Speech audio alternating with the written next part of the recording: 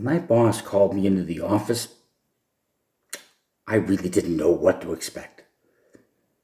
Up until then, he didn't seem to be paying too much attention to me. I, I thought maybe I was called up because of my question in the suggestion box.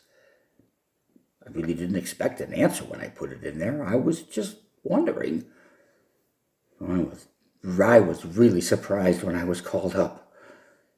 Boy, was I even more surprised when I saw his place. Sure wasn't nothing like what I expected. What? Oh, I don't really know what I expected. Something old and dark, I guess. Just not like this place.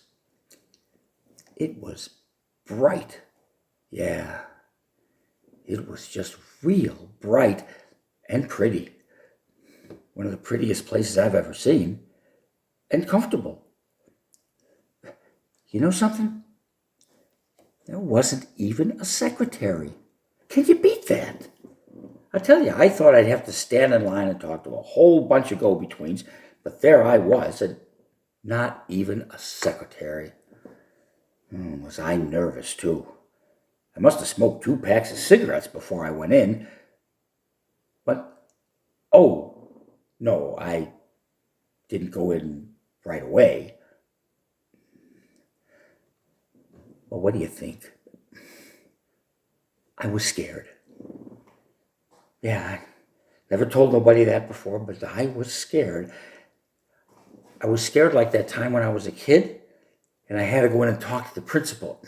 All I did was put a cherry bomb in one of the toilets in the boys' room. It was one of the old dumpy-looking ones in the back. Nobody ever used it anyway. Should have seen it go. Nobody took a dump in there for a long time, I'll tell you. Made me pay for it. Oh, yeah. I guess I can understand that all right. But you know what else he made me do? He made me clean out the johns for a month. Now that was awful. I thought the boss was going to be like that too. I mean, maybe it was all over for me for all I knew. What? Oh, my question. Right.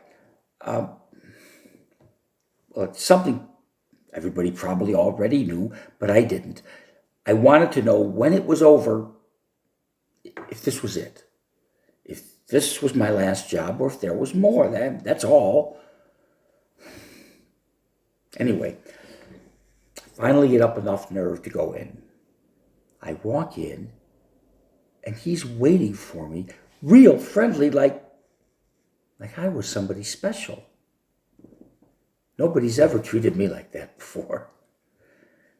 He asked me to sit down, and we both sit down, and sure enough, he says, "Carl," the way he said my name, Carl. I got your question in the suggestion box, and I was mighty glad to hear from you. He said that.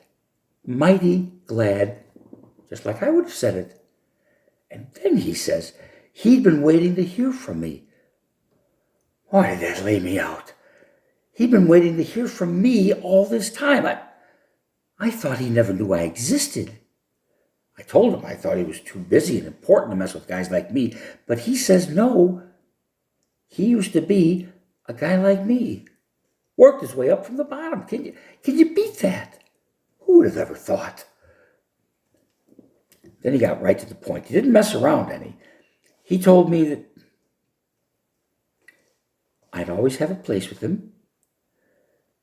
I didn't have anything to worry about, and that I should put my mind to rest about it.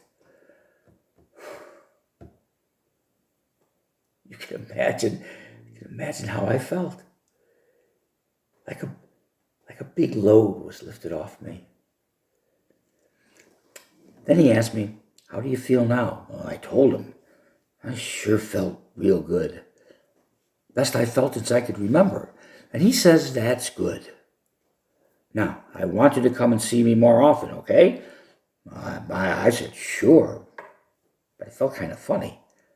I didn't want to take advantage of a good thing. But it seemed like he almost knew what I was thinking, because then he says, "Don't feel funny about coming to see me. By the way, Carl, how's the arthritis?" Now, I don't know how he knew about my arthritis, but he knew. And the funniest thing, I just thought about it. Doesn't seem so bad since I talked to the boss. Then I got up, shook his hand, went out. You know something? There wasn't anybody waiting to see him when I went out. And I thought, gee, a nice guy like that seems to be just waiting to help people, and nobody comes to see him. I almost felt sorry for him, but I felt kind of funny doing that. What? Oh, sure. Sure, you could go see him yourself. Just ask. That's all. Just ask.